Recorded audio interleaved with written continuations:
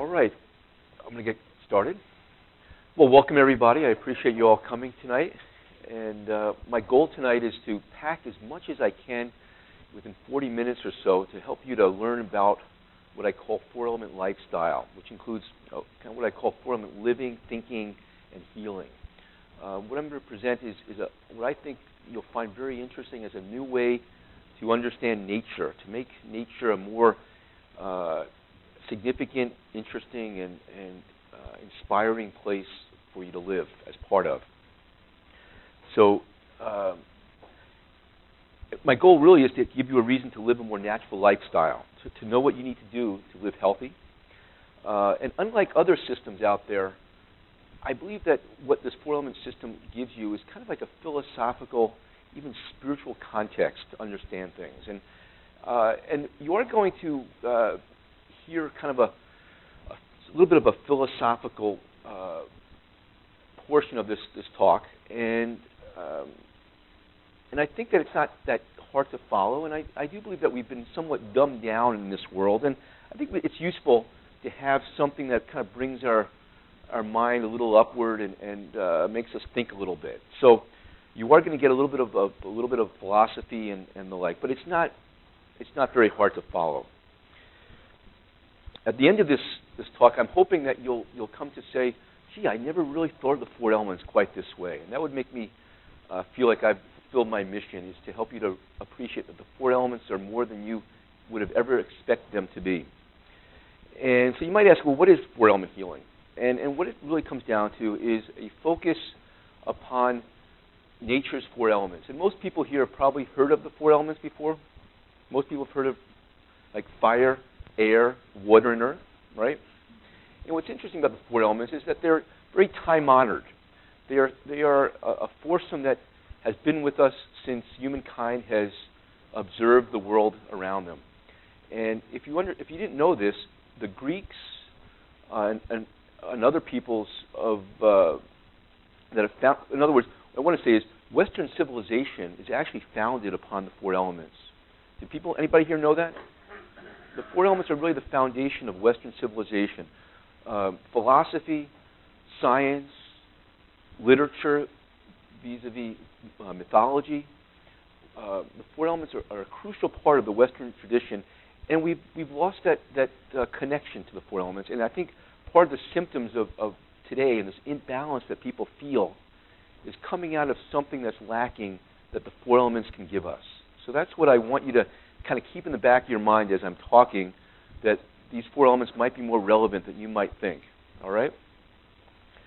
So, and I also want to mention that up to about 100 years ago, the four elements were part of the lexicon of how people talked. You even had the four humors of medicine up until about 100 years ago. So the four elements really are, it's only been within 100 years that they've kind of disappeared from our way of thinking. The only remnant of the four elements really is astrology today, and the four suits of a card deck. Those are really the remnants of the four elements that most people relate to and they're not. I'm not trying to say that astrology is the most important thing to integrate into one's life or even to think is useful, but that's one part of the four elements that we're aware of on a regular, that we think of in this modern world. So what we're going to find is that these four elements of nature are expressions of four primal, and I'm going to say arguably the most four spiritual principles of the cosmos. Okay? So we're going to divide this talk into three more parts. And the first part, what I've learned is that it's very useful to understand how these four elements originated. And that's where we're going to get a little philosophical, if you will. And if you're like most audiences, you'll kind of say, oh, this is pretty cool. Because understanding the origin of the four elements is really crucial to understanding their significance. After we learn how they originated, we're going to see how they express themselves in the human body, and then, for that matter, in the human condition, the human mind, how we relate to the world. And thirdly, we're going to find ways to use these four principles, these four elements, to become healthier, to live a more balanced life, to know what we need to do to be strong and healthy, to be productive, to have more energy. These are all things that we all want, right? Does everybody here want to be healthier, more inspired, live a balanced, productive, healthy life? Sure. Amen. All right. So that's what you're going to get. That's a lot to throw in 40 minutes or so, but I hope I can pull it off, and I hope you can draw it in. And though you're going to learn much, I'm hoping, I've included some incentives to perhaps let me help you in my office. Part of what I do in my office is I have therapies that help people to bring what you'll find are these principles of the four elements into their body and become healthier. So I have different therapies that are built upon these four elements, and you'll understand what I'm talking about in a few moments. So how do these four elements originate? To get there, we're going to use what's called holistic number theory. And holistic number theory is very useful, or numbers are very useful, because numbers are objective.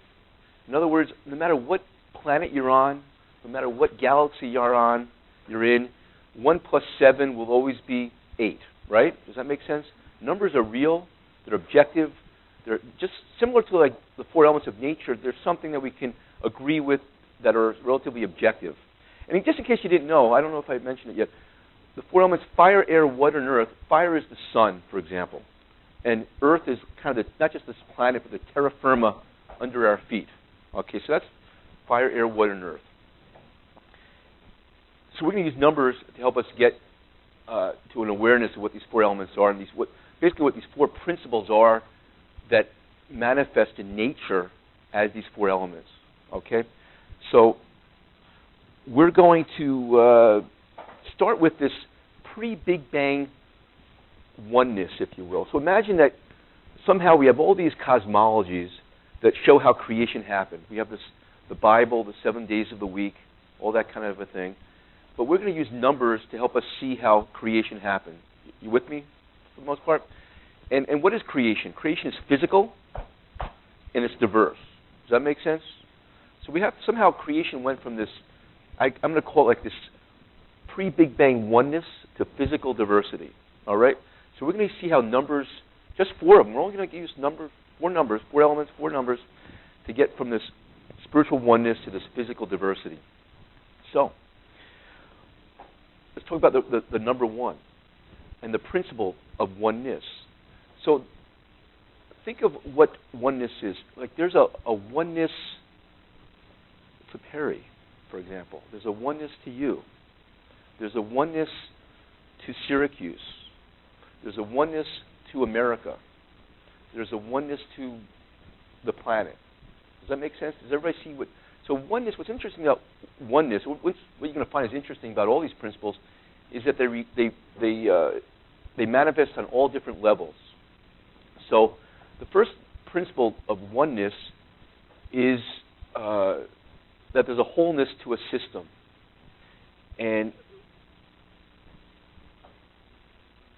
what else do I want to say there? So there's a oneness to the system, and I wanted you to see how we have to go into what holism is to understand the significance of a pattern. Because what I'm going to be suggesting here is each of these principles manifest on multiple levels. And for me to help you to understand that, I want to go off a little bit to help you understand how holism works. Has everybody seen how holographic film plates work, or film works? A holographic image, these three-dimensional images. Does everybody know what I'm talking about? To create a holographic image, you take two lasers, you direct them at somebody or something, and they create an image on a film plate. You take those, to get the image back, you shine the lasers into the film plate, and you get the image. If I take a holographic film plate or image of somebody, and I smash that picture into 50 pieces, that film plate into 50 pieces, and I took piece number 37, and I shine those lasers through, what do you think I would get? Martin, what do you think? You'd get the whole image again. You get the whole image. Now let's say I took that piece number 37 that I shined those lasers and I smashed that into 50 pieces, and I took piece number 12 out of that. I would still get that same image. It might not be quite as much detail, but it's the same image. If you looked at that film plate, what you would see is little squiggly lines. and every small piece of the whole. So the point is, in holism, is every part of the whole has the same pattern within it. You understand where I'm going with this? So this oneness concept is the first pattern that we're going to see that repeats on every level. Everybody with me on that? So we're going to see that each of these four principles repeats on all these different levels. So we got one down. Now we got to realize that what number follows 1? 2. All right. So we're into physical diversity. We haven't gotten there yet. We're just into this kind of with this pre-Big Bang spiritual oneness. What's the geometry of 2?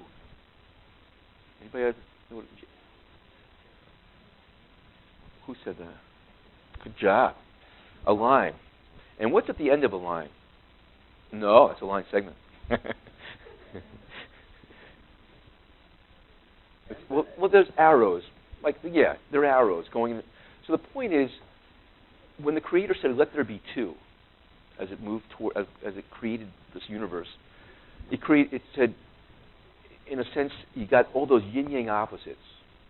One arrow points to the biggest big, the other to the smallest small, the most spiritual, the most material, masculine, feminine. All those yin-yang opposites got generated or potentiated when the Creator said, "Let there be 2."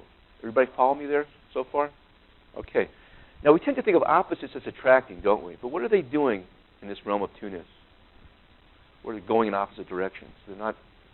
So, we have. What is creation? It's a productive. Nature is a productive universe. It's a productive universe. So somehow we had to find a way to get beyond this realm of two-ness. Does this make sense? So what number follows 2? Okay. What's the geometry of 3? The geometry of 3? Not really. A triangle. Space is created by 3 dimensions, in a sense, but we're not quite there.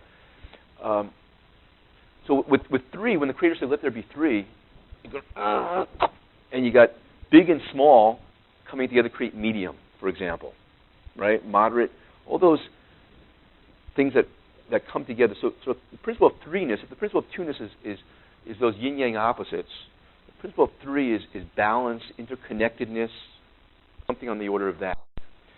And what's interesting to think about is there's different ways of appreciating how this 3-ness gets expressed. So in other words, can you see how body or spirit and matter are 2 opposite poles of the spectrum, spirit and matter? What I'd like to think of is that when spirit and matter come together, that creates what's nature. Who here kind of sees nature as having a spiritual glow to it? Many people see like a spiritual glow to nature. We know that spiritual glow. Nature is physical, right? We have spirit. Nature is physical, and it's also spiritual. So it's coming together. Those 2 poles are what create nature. Can you kind of follow my logic here? So nature is this coming together of spirit and matter. Now, can you see another polar opposition is in the holistic paradigm that we use? We have this triangle of body, mind, and spirit. You've ever heard of body, mind, and spirit? Can you see how body and spirit are 2 poles of the human condition? So can you see how mind, from a 3-element perspective, who we are is this mind that finds a way of bringing opposites together in our life. So who you are from a 3-element perspective is that unique way that you bring the opposites of the human condition together. So what I oftentimes will say, for men somehow relate to this better than women, I think, is your choice whether you go to a big Home Depot or a small hardware store. All those balancings that you do are how you balance. That's what defines you. What defines us is how we balance the opposites of our life. Does that make sense to people here? So in the realm of 3-ness, we've got medium, we've got nature, and we've got mind. Does everybody follow me so far? Now, we can't put our hands around this and say, this is medium, this is mind. They're kind of like metaphysical abstractions. We haven't reached physicalness yet, right? That's what we're aiming for, right? So what number follows 3? 4. All right. We're almost there, right? We're getting there. So with 4, the way to think about 4, the way to appreciate this is to draw a circle of oneness. You see how a circle is a time-honored geometric expression of oneness. It's one-sided. It's all-inclusive, right? So you draw this circle of oneness. And what you do is you just kind of, you put your forearms like this, and you go with a little sound effect. The point is that what 4 does is those 90-degree angles that come with 4 lock in creation. Become nature, which was this metaphysical abstraction in 3, right? Now becomes physical. And what do you get? You get these 4 principles, these 4 elements that we call fire, air, water, and earth. So with 4ness, physicality occurs. And there's something about that right angle. For some mysterious reason, right angles that happen when you divide 360 into 4 creates physicality. It's kind of just one of those interesting things. So there's a reason why we build rooms with 4 walls. We have these right angles. There's a reason why quadruped creatures hold sway in life. Who here knows anything about organic chemistry and carbon? Martin, what's the balance of carbon? No. No. 4. It's okay. The point I want to make is that when you hear about organic chemistry and that carbon is the building blocks of life, when they're talking about building blocks of life, they're talking about structural building blocks of life. That's what builds structure in your body is carbon. And carbon is a 4 balance. It only works because it has this 4ness working in it. Similarly, all the rocks, gems, all the granite,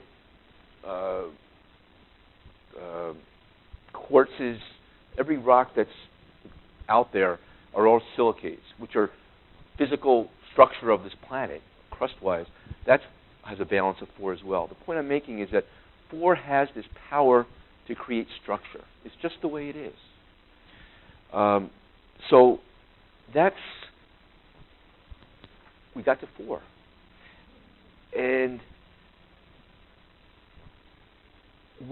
my next job is to help you to see where these 4 principles, how they manifest. And I want you to appreciate that it's not a coincidence that these principles are going to be manifesting on multiple levels, as you'll see in a few moments. Let's start with the human body. What do you think is the earth principle within the human body? Might there be? Bone. Does that make sense that bone might be the earth principle within us? So as I work as a chiropractor, I'm working on helping people's physical earth principle alignment. So bone. We're going to talk more about that later, but that's the expression of the earth principle within us is bone. Now, to understand the water principle and its usefulness for life, imagine you're an amoeba floating, immersed in the ocean, back when life began. And the water brought in your nutrients. It just diffused through your cells. Everybody got that image?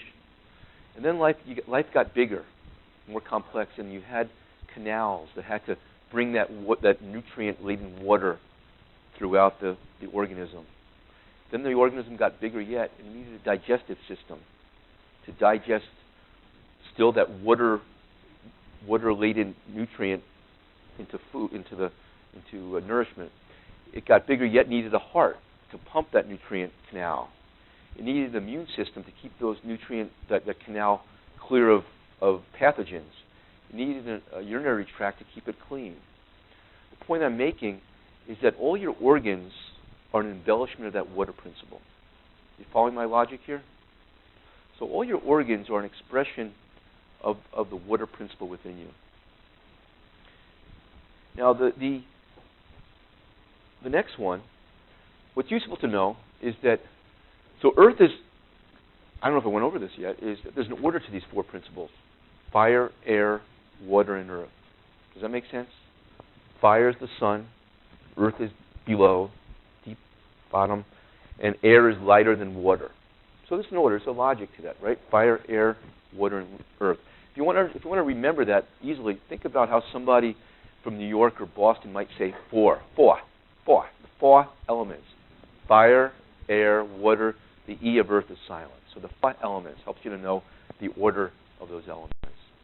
So, so we have the earth being the bones. We got the water being the organs, the blood system of the body that brings nourishment. So if you're going to focus on in health, if you're going to focus on nutrition, that's a water principle, water element part of health, isn't it? So part of what my job with my patients is to help them use nutrition, herbs, things like that, to be healthier. It's an important part of the 4-element lifestyle is to use nutrition. Okay, now what's interesting to realize is, let's get to, so we have earth and water. We got the 4 and 3. We're going to work our way up, obviously, is what I'm doing here. So what's the next element up from where we are? Air. So what principle is air? Air is number 2, right? The second principle. What's the geometry of the second principle? That line, remember? So what's between those arrows of 2-ness?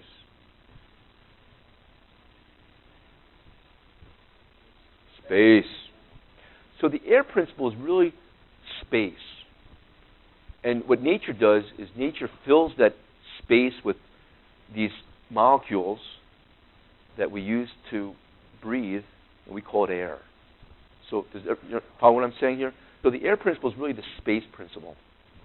And what's interesting about that space principle is that we don't even think about it. It's just kind of we walk through it so effortlessly that we hardly think of it as a principle. But imagine if that principle was cut by 80%, and I was in your face, right? So what the air principle does is it gives us elbow room. It makes us feel empowered, doesn't it? So the air principle is about feeling empowered and feeling one's elbow room. So what is it that we use to move through space? Well, we use muscles. So muscles that empower us, that give us elbow room, are an expression of the air principle. Does everybody get the logic on that? I think it's logical. I'm hoping to convince you that these are not coincidences, but that there's a logic here. Now, what's interesting to think about is what fills air in nature is what kind of molecules fill up air, like oxygen, hydrogen, nitrogen. What kind of molecules are there? They're diatomic, like N2, O2, H2. So, in other words, filling up that second principle space are all these 2-nesses, these diatomic molecules. How many atoms make up water? 3. Like, in other words, H2O. So within this 3-ness of water are these 3 atoms. Within that carbon is that balance of 4. So these are just, maybe it's just coincidences, but I don't think they are. I think every principle expresses itself, or expresses these principles in its own way. So the point is that muscles are what move us through air, and that they're the expression of the air principle within us. So when I work on people and I give them exercises, and I find ways of strengthening their chi. Okay, so everybody hear of the concept of chi? Think of chi. When I say somebody's liver chi is weak, for example, what it kind of means to me, what I'm implying is that think of that every organ has elbow room. Like if that liver's chi is weak, it's kind of collapsing in a little bit. So we have this ways of strengthening the chi of different weak organs. So I help people with organ weaknesses, not just with nutrition, but also with strengthening their chi with muscle exercise. Can you see how the lungs, for example, might be affected by this kind of emotion? It's just sort of it's something. Jumping jacks is a time-honored exercise, and it does help with the lungs. Can you see how the heart might be helped by walking and using these arm muscles here that get the pectoralis? So muscles help organs to have more chi. So there's certain therapies that I use in my practice that help different organ systems. If you come in with a weak heart or lungs or bladder or whatever, there's different exercises that I can give you to help you to have more chi there, more empowerment, more elbow room for that organ. So we've got bones, we've got nutrients and organ systems, we've got the muscular system and muscles. So what's the fire principle? What do you think that relates to? What system of the body? Now, those are more abstractions. We're talking about let's get real, Rob.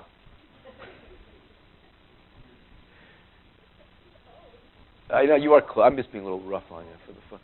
But what system? What physiological system? What nerves?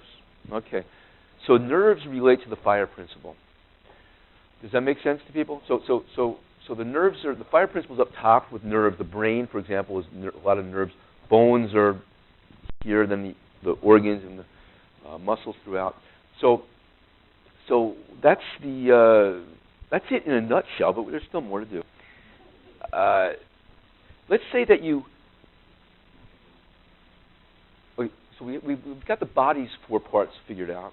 Now let's go into the human condition and how we see the world. So what I'm going to suggest right now is to think in terms of that there's 4 question words that we use, 4 primal question words. There's quite a few question words, but I'm going to suggest that there's 4 primal question words that obviously relate to these 4 principles that are what, how, why, and where.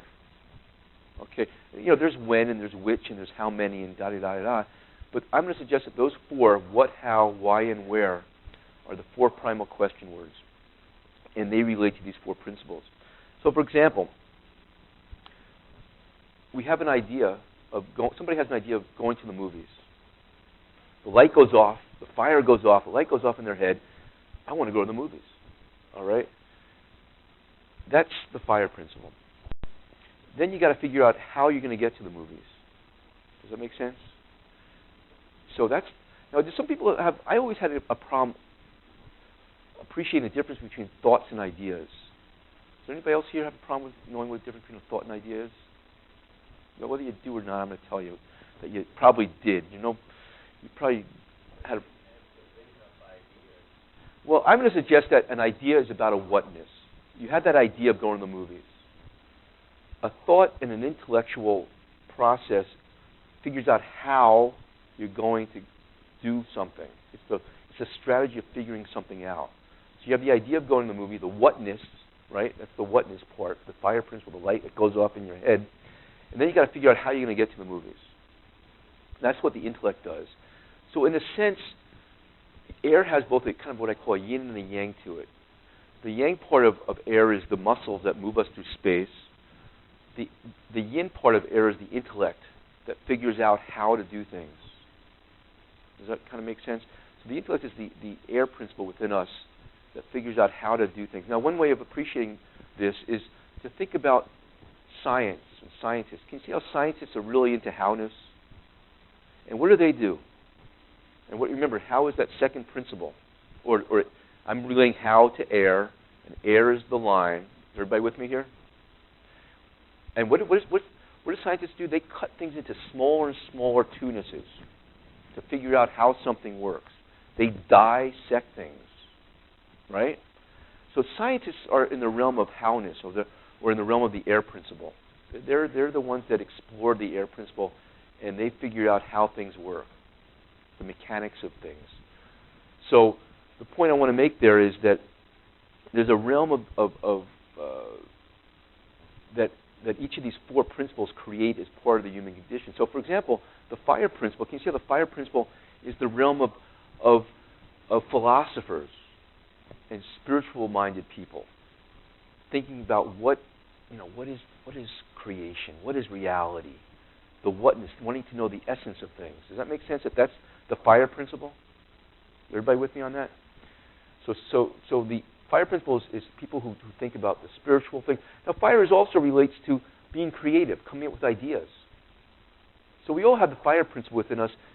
People who are more creative have more fire energy in them. Does that make sense to you?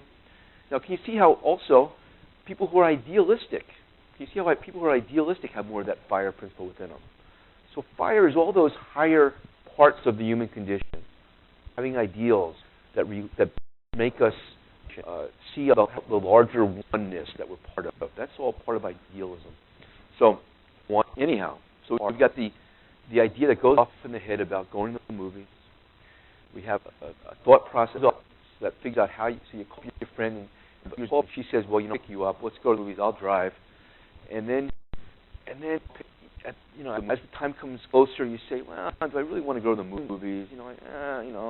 I have other things to do. I don't know if I have money in my pocket, whatever. So the third principle is whyness. You don't have to have that. To get your foot out the door, you need that whyness. Like, why bother? So the whyness is something that relates to your own needs. So you have to have that purpose, that need.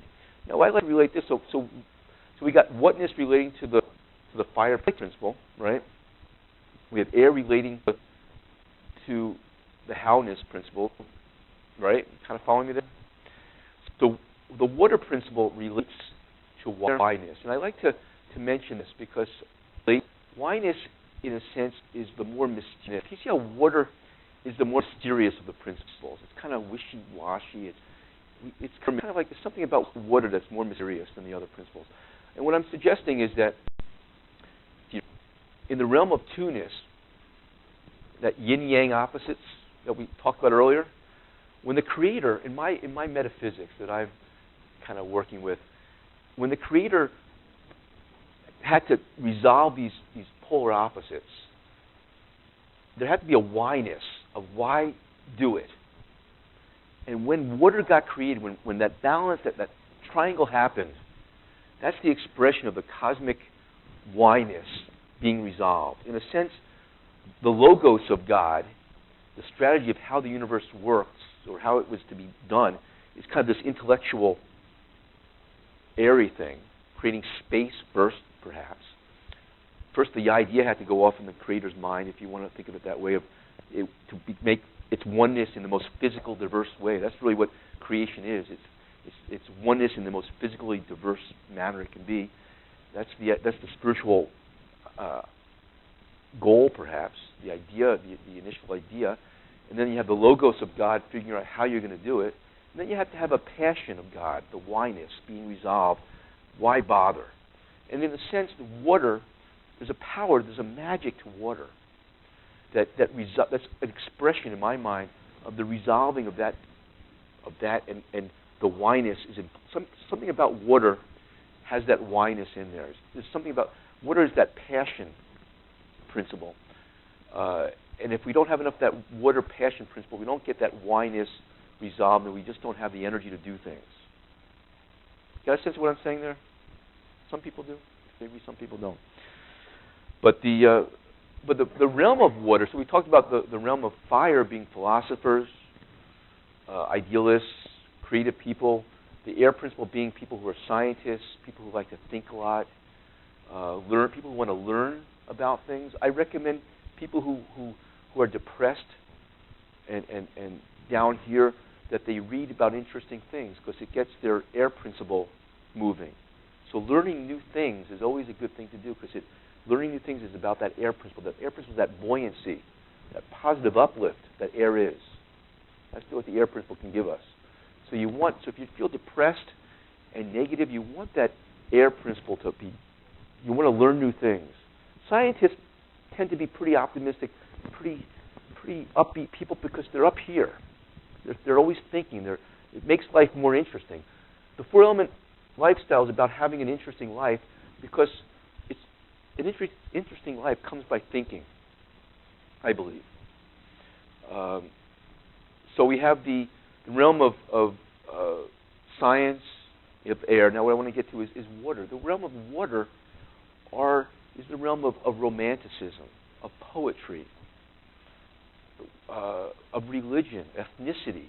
The way to appreciate water is this, is that, well, let me before I go this direction, let me tell you how, a little bit more about these four elements. Can you see how fire and earth are the primal two, like fire and earth are opposites? They're kind of, I'm going to suggest that they're the primal two, like fire and earth, and that air and water are secondary polarities. So in other words, air has more fire with lesser earth, and water has more earth with lesser fire. You following my thinking there? Okay. So fire and earth are primal polarities. Air and water are secondary polarities. My point in saying this is that water has still fire in it, doesn't it? Okay. So my point here is that think of what water does in the atmosphere. You got this white light coming from the sun, and it refracts it and creates the colors of the rainbow, right? So what water does is it takes that white light oneness energy of fire, if you will, and refracts it and creates the color, the beauty of life. And that's what the water principle is all about. Does everybody follow that? That helps you, I think, to understand what the water principle is all about. It fleshes out life. It is what fleshes out life. It gives you that ability to sensually hold on to life and to feel it in a passionate way. So what's interesting to think about is that water principle manifests as the ethnicities of the human. Can you see how life is better because we have Italians, we have Spaniards, we have all these different ethnicities that help to make the world is richer for it. And that's what the water principle does, is it creates diversity. Okay?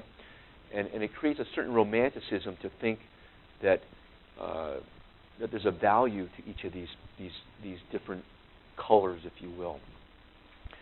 So that's, and what's interesting about this, and this might, sometimes people kind of get a little bit irked by this, but in a sense, can you see how religion is the water principle? Think of spirituality as the fire principle. Does that make sense? Like that oneness? What spirituality is, according to this four-element way of thinking, spirituality is about the oneness. That principle, that first principle. That's really what spirituality really is. It's the oneness principle. It's that principle that's we're all, there's a oneness to me, there's a oneness that transcends me, that I'm part of a larger oneness. That's what spirituality is. As we move toward higher and higher levels of oneness, that's what a spiritual journey is about. Now, religion, in a sense, I believe is trumped by spirituality. In other words, religion is kind of is sort of an ethnic way of seeing that spiritual oneness. It takes that oneness and refracts it into a colorful, interesting, ethnic tradition that has its own way of appreciating that oneness. You follow? You might not agree with me, but you understand what I'm trying to say there? So that's the power of the water principle. It still has religion still have that fire in it, right? There's still the fire in it. There's still that spiritual dimension in it, but it's closer to the earthy parts of this living that we have. You want to say something?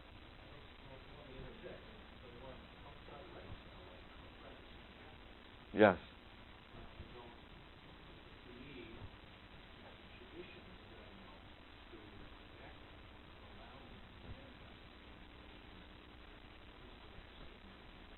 Mm-hmm.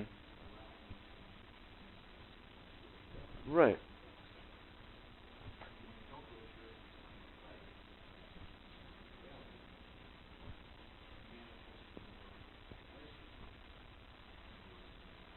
Mm-hmm.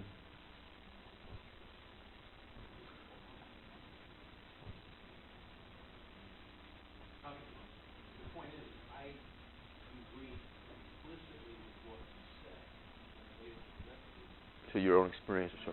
Well, and religion is here to help us become spiritual. I mean, it's good to have a place in one's life to have a spiritual component of your life. And so I believe that religion is good. It helps us to create more, bring our children up with more ethics and whatever. So I'm all for religion, but I think what trumps the problem with religion is it can fracture the oneness a little too much, and we don't see the larger oneness. And what I feel is powerful about this four-element way of thinking, it helps us to see that there's something that does trump religion in a sense, and it's the oneness. That spirituality is really about oneness, that first number, that first principle. So we have this idea of going to the movies. We're still back with this movies, right? So we have this idea of going to the movies. We figured out how we're going to go to the movies. We have enough passion to get to the movies. What happens if we end up at the bowling alley? We haven't gotten that awareness, that fourth principle of where, the earth principle. So in other words, the earth principle is about the awareness. If you aren't in the right place, the right where, you haven't manifested that idea, that fire principle idea needs that earthy awareness. Does everybody follow my logic there? That's humility if you start out for one place and end up in another. Yeah, and that's part of what, I guess you could say it that way.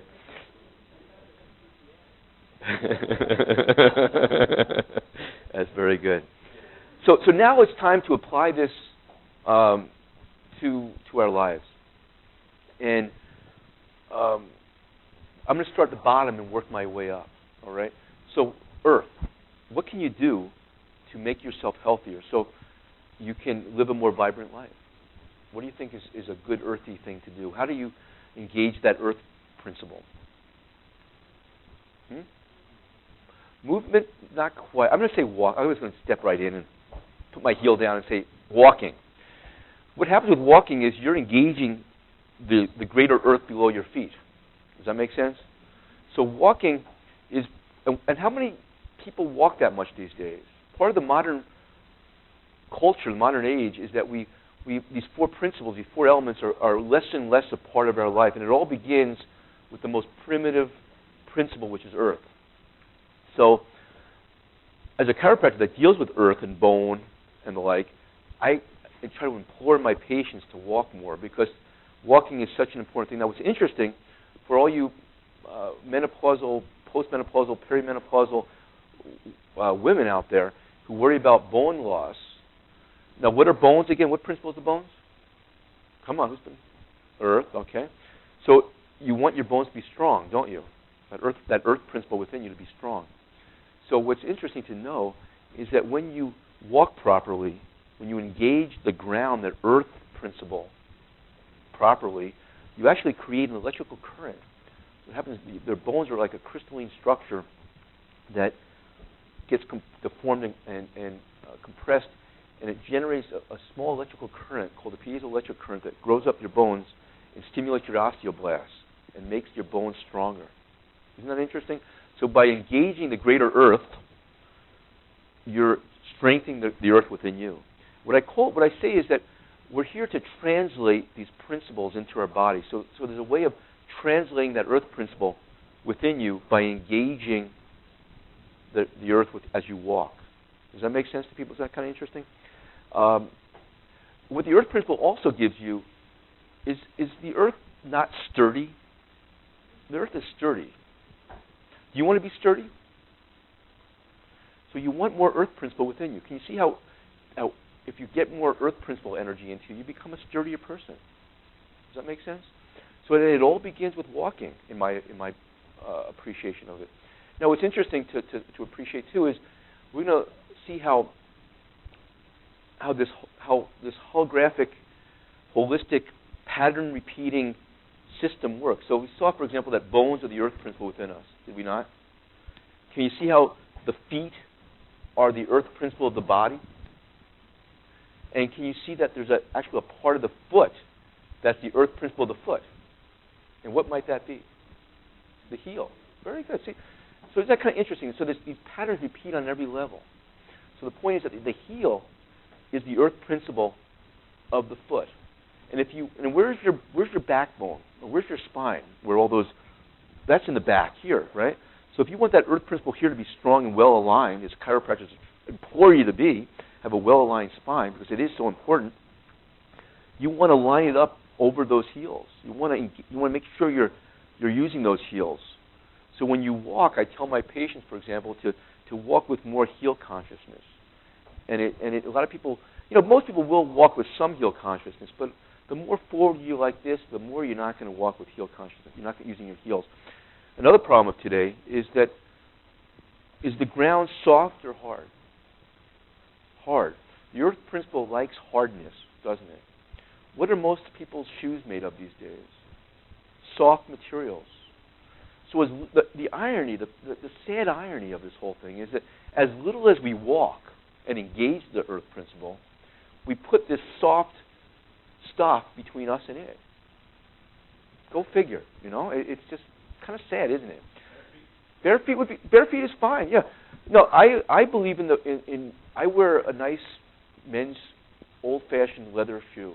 I like my Allen Edmonds shoe, and it's not easy for women to find shoes with leather heels, but you really, there's something to be said for a nice hard leather heel. You know, something that your grandmother was a sturdy woman because she had her army boots that were made of leather heels. I truly believe that we have become soft and losing our sturdiness, and it all begins at the feet level because we're not getting enough of that earth principle within us. Does everybody follow my logic here? Agree with it or not? You follow my logic? So we want that earth principle to be strong within us because it all sets the foundation for everything above. It's the lowest thing that builds up from there. So you want to have there's a lot of earth energy moving through you. You want to have alignment to allow that earth energy to do its job. You want to go to a chiropractor like this because we focus on doing posture, getting the bones in position right. Well, I'll just mention, I'll make a picture of this guy here.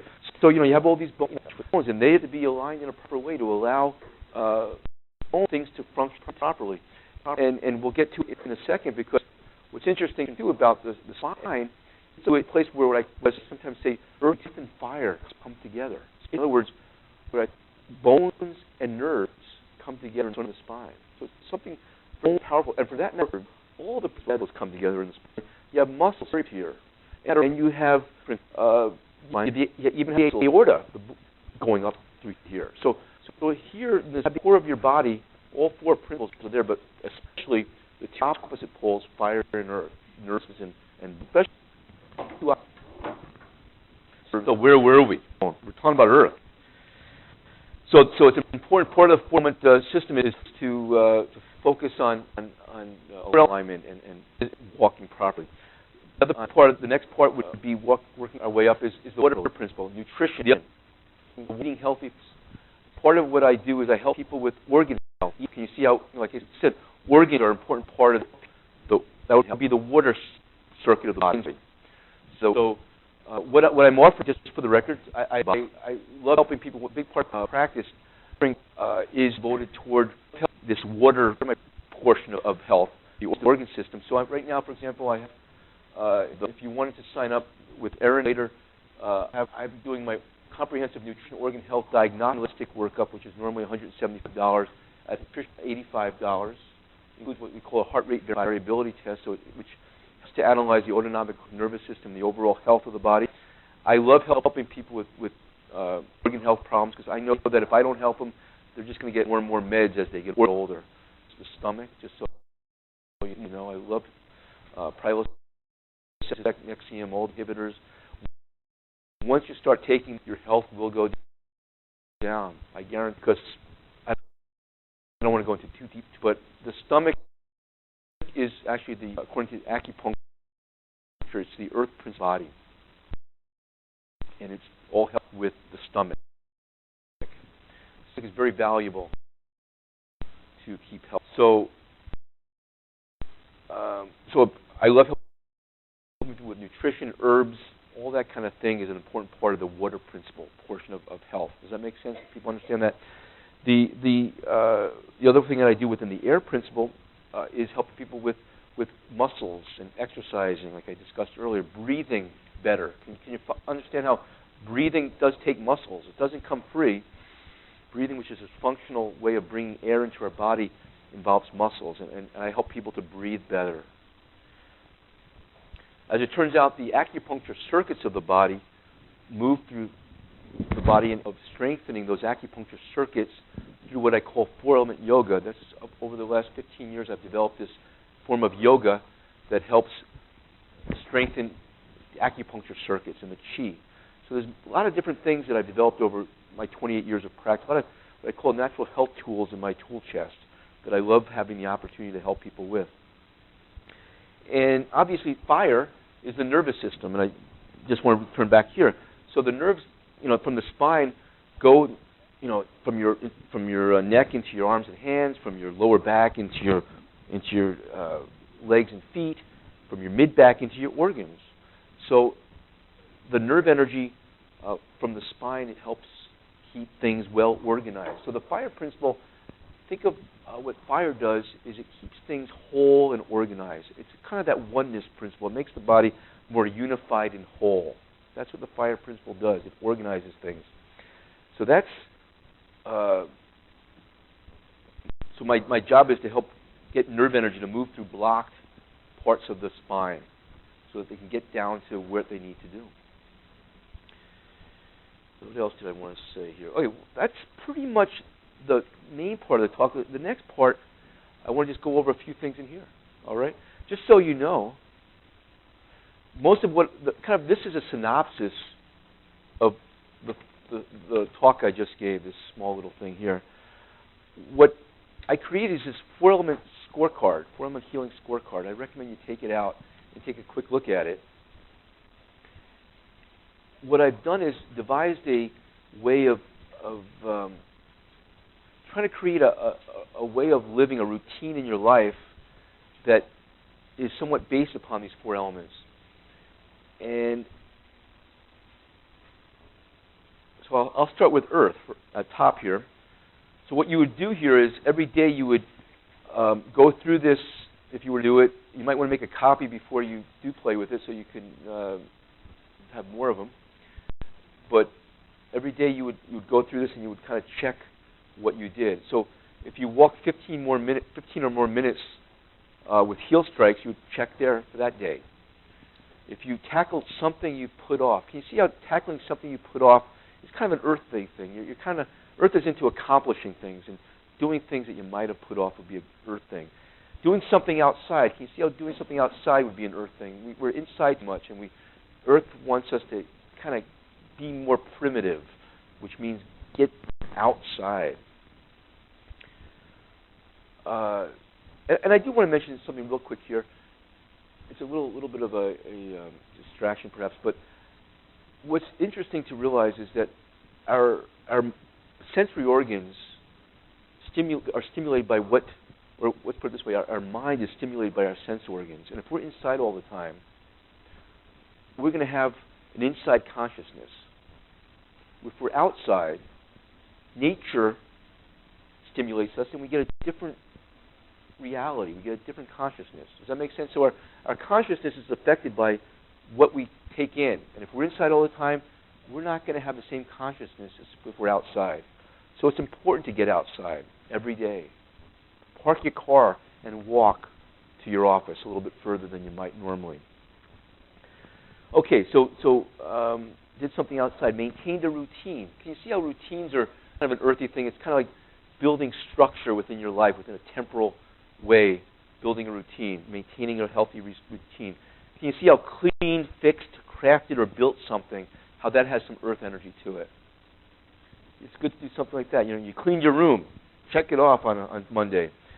People could become slaves to routine, and they become the routine themselves. Well, then that's too much earth energy, and you got to like throw some fire at them. Obviously the point is that all these things have to be balanced.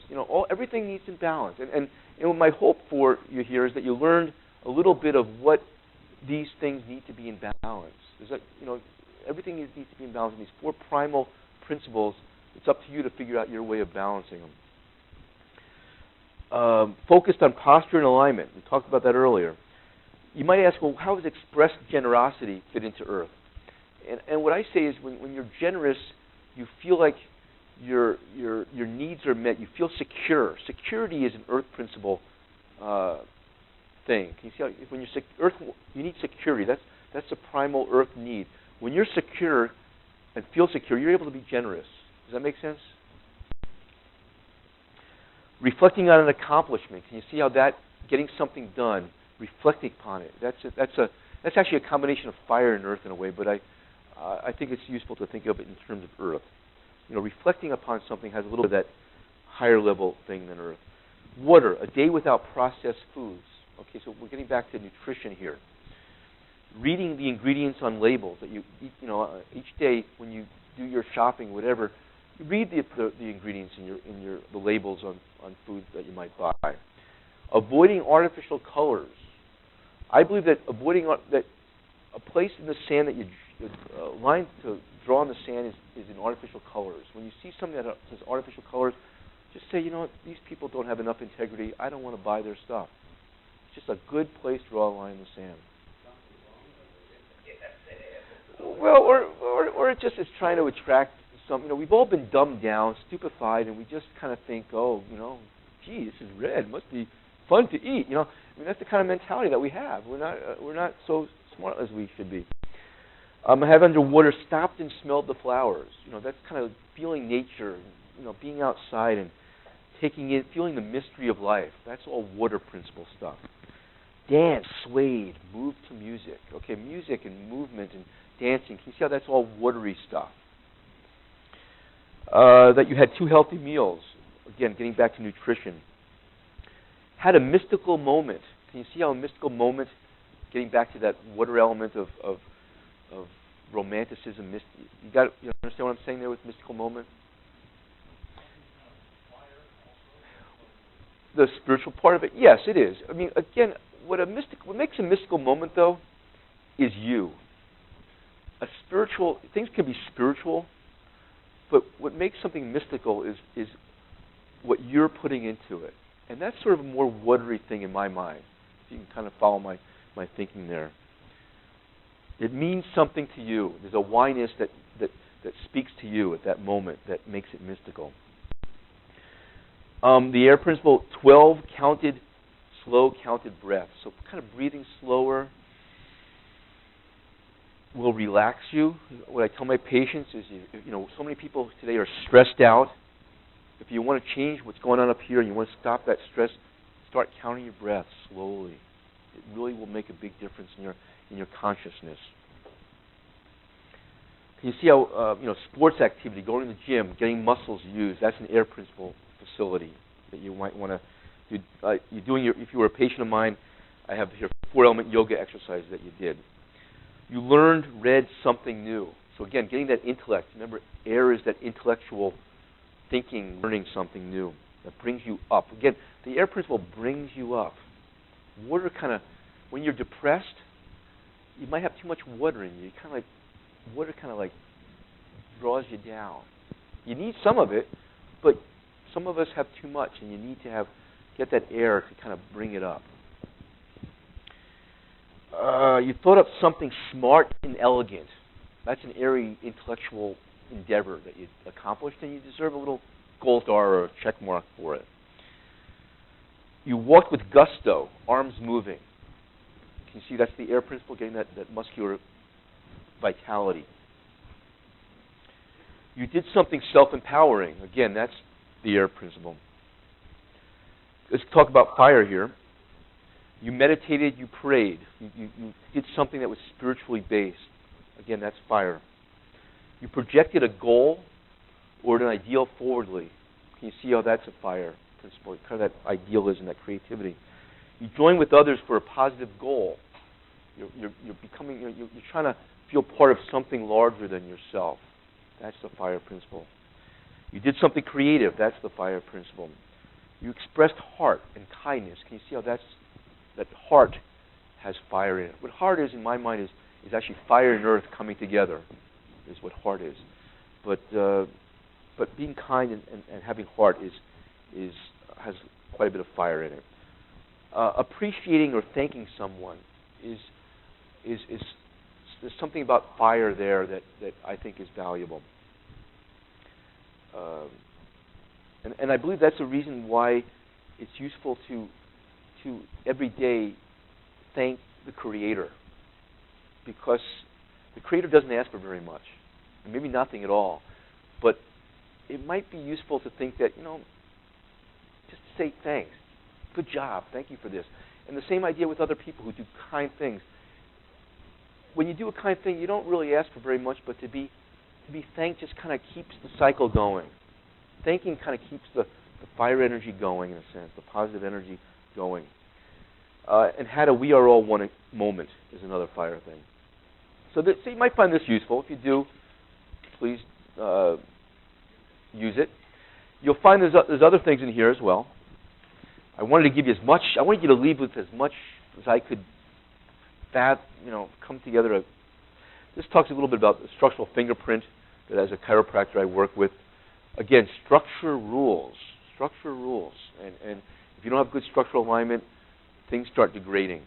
Ways of eating well, thinking well, moving well. If you or somebody you know wants to go on what we call a purification diet, losing weight, getting rid of toxins, this is a great program that we offer. And these are different workups that I do.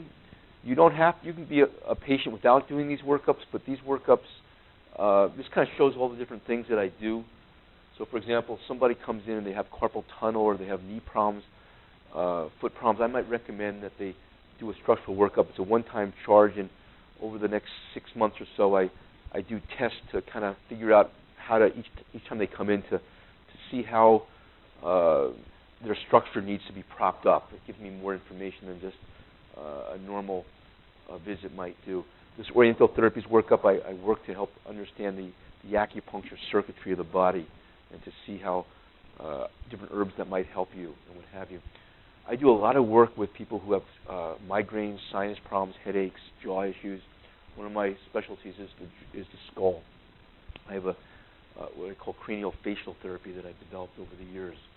So that's something that I offer as well.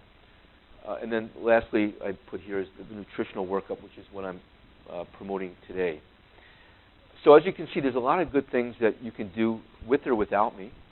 I recommend if you're going through a natural a period of renewal, to take advantage of somebody like myself to guide you, to help you to know what options, what ways there are for you to get stronger and healthier and the like. Any questions right now? No questions at all? I did such a good job that... Yes? Yes?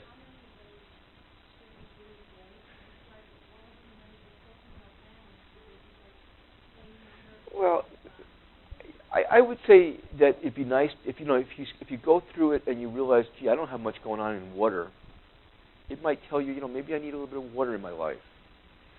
It would probably be a good thing to see what you normally might do, and then say, I would like to improve this by 20-30% over the next few weeks, and see how hard or easy it might be to do that. No, it's a good question. I'm glad you asked it. So there's no perfect.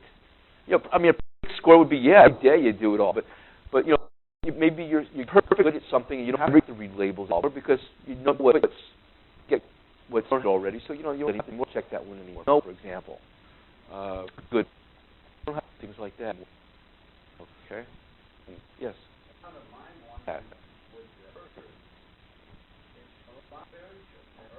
Sure.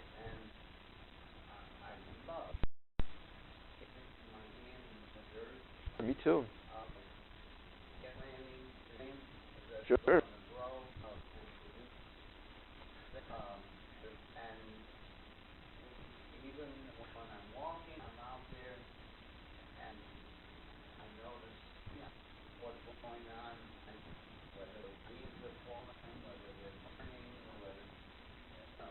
Sure.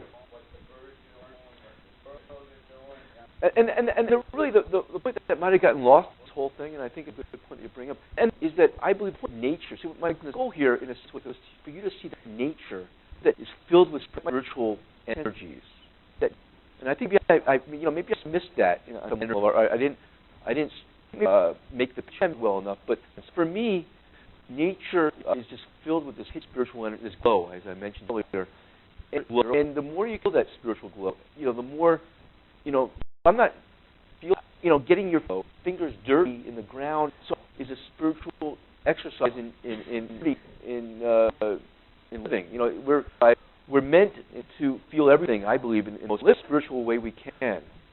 And I'm hoping that as I discussed all these things, and that you won't get lost on the fact that I just hope that what wasn't lost was the fact that nature is filled with an energy that is spiritual. And I just try to make you realize There's kind of almost a science to it.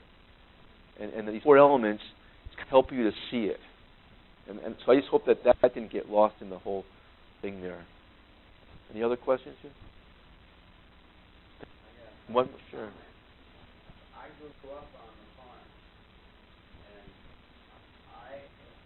I learned that if you did not cooperate with the earth and It wasn't going to be productive for you. hours a day, you're going to be in great big trouble. Yeah. So that I grew up with a dependence on the world around me. Right, and we today are not. We've gotten away. We live in a very precarious. We live in a time where things are very easy for us, but it's a precarious balance that we've all got here. We sense that something is not right, don't we? Things are out of balance, and it's part of it. A good part of it is because we have removed ourselves from nature, and the more what I'm hoping here to do is to help you have reasons. You know that nature is lacking in your life most likely, and I'm here just trying to give you reasons on an intellectual, spiritual level, perhaps, and hopefully a practical level, that you just feel nature as a more important. Just to kind of renew your faith and your commitment to the natural. That's my goal here, and I hope I succeeded. And I thank you for your time and everything like that. Thanks.